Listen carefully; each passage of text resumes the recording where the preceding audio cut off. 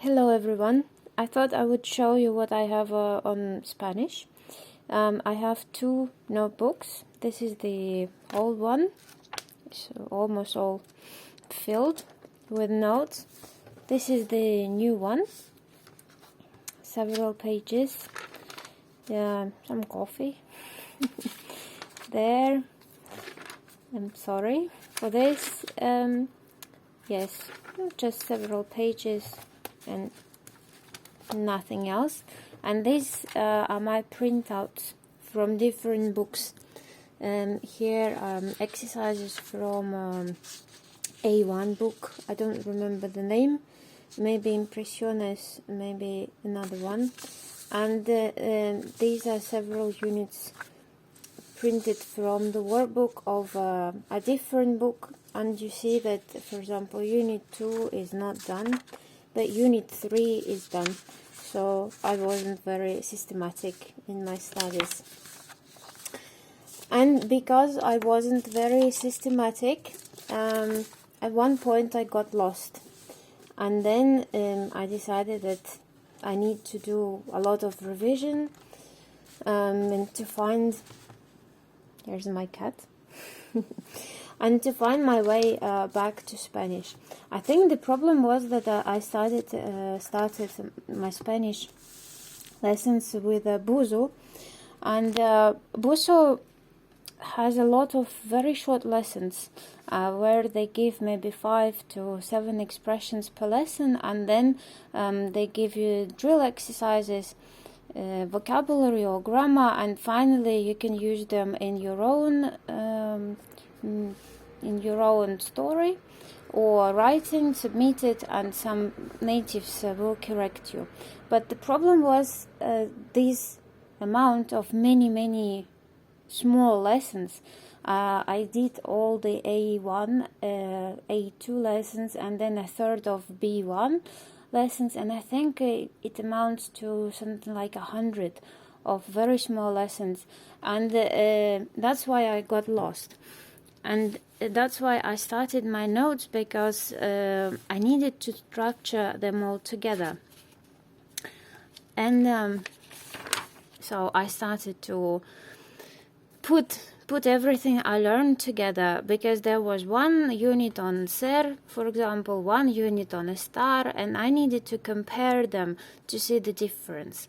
So I started my notes, and when I take my notes, I like to take big A4 format notebooks, because my handwriting is, you see, it's quite large and takes a lot of space.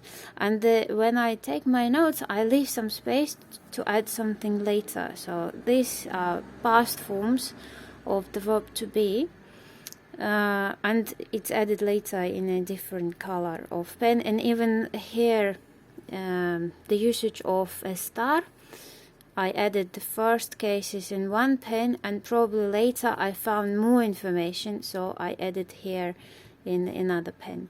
So I started with the main verbs, because in Spanish verbs I can conjugate it, and that's a big problem. I know that I cannot remember the endings, and I don't know what to do with it. But at least I wanted to structure everything as I learned it. Started with ser and the star, and then I had regular verbs. There are 3 groups, 3 endings, and again, so these are the conjugations, and these are all the verbs that have the same conjugation. And then the regular verbs, and with verbs I sometimes add phrases like no lo sabía, I didn't know, as examples. And here, say bailar flamenco as an example. And then here again, because these are one main verbs, and when you just start in learning the language, it's good to look at expressions. So here are some expressions with this verb,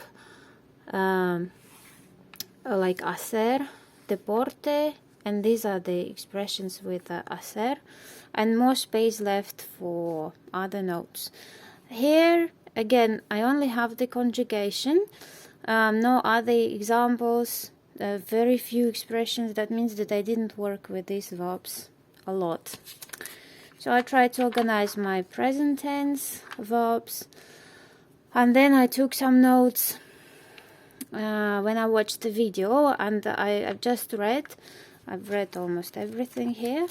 And I remember that was a very good video, and something like promotional video to invite people to Spain, and it told what kind of rest people can find, people of different groups. And that's because I have it in my notes. So different groups, amigos, friends, the retired people, people from Asia, and what they did. And that helps me to remember what the video was about. Here are just some notes on grammar, and I highlight the topics to find them more easily. More highlights in these lists, again, to make sense of what I'm learning. Very often I make lists because that helps me to put everything together and remember it better. Lists and also comparisons. Here we have two words for like what and which. It was like two verbs of be at the beginning.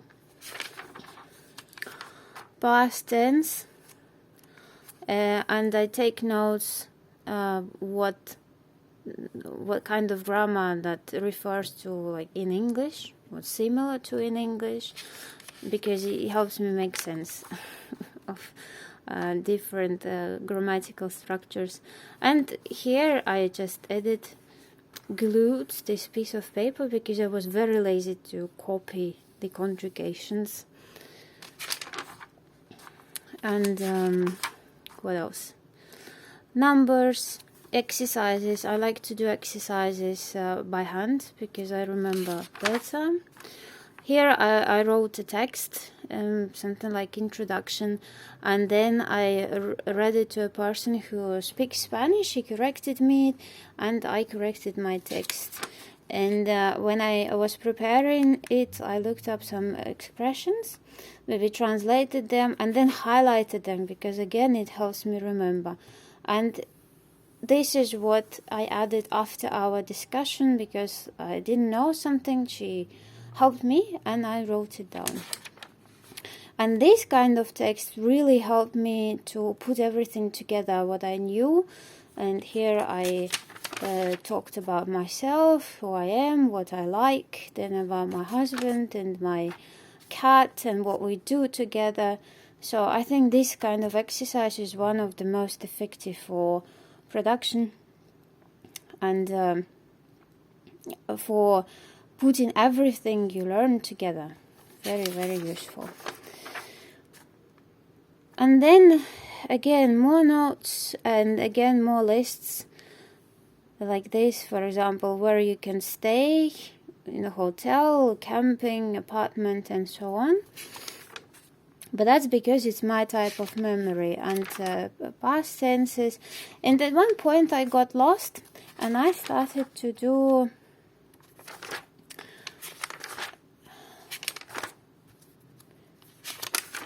a lot of notes, a lot of grammar. Yes, I started to do the syllabus of each of the level from the very first unit, because I needed to understand what I know and what I don't know. And I did unit 1 introduction and the alphabet, and here I ended up with a small dialect to use all the language of unit 1. And here is a list of countries and nationalities. And then I did unit 2, professions, and classroom objects, and again a list of professions. And because you see that that's a lot of work, I looked up all these professions by myself, and I didn't finish it. I think I will continue with unit 3 and all of them of the A1 level to understand what I know and what I don't. And at the end of the book, I made a list of expressions. They are more like conversational things. like not sure, it's you, I'm sorry, that's it, something that helps you in a conversation, because they're not topics and they're not grammar, but something that you need for everyday speech. But also, oh my god, is that list ready again of the expressions and the list of qualities, and then I made verb phrases. It's all from Busuu, because what they give several phrases. Yes, I added them to my notebook. Instructions, a list of instructions, very useful, I think, when you just start working with the book. You need to know what they ask you to do. So that's the list. It's like read this dialogue, fill in the gaps, and so on. Spanish world and abstract nouns. So it just shows how I try to group new language and structure it for myself. And well, it didn't end very well. More verb phrases and also verb phrases, but it's difficult because they're not organized along one topic. But here it was one dialogue, and from this dialogue I copied the expressions, and now that I read these expressions, I remember it was a very funny dialogue and I liked it very much, and it's easy for me to retain the expressions from the dialogue and use them in a similar dialogue. So this is how I like to work, and this is how I don't like to work. So I will probably not use other applications for my studies. And discutir, that's another dialogue.